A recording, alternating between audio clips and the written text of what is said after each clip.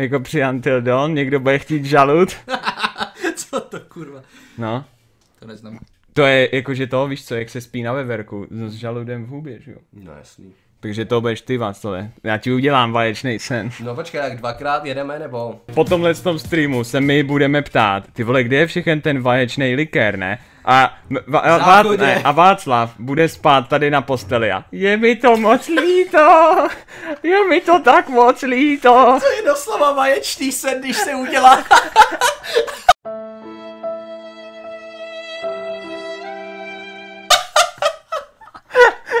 Až dneska pojď spát, budeš mít vaječný sen na prostěradlu, vole. Dneska spíš u Jaye, vole.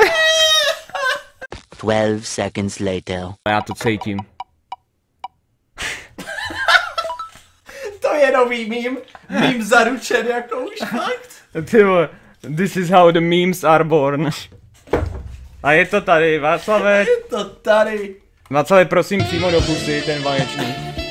Nalej mi ho přímo do pusy, jak chci vaječný. Nalej mi ho přímo do pusy. Je mi to moc líto. Ty vole, tohle je fakt dobrý, ale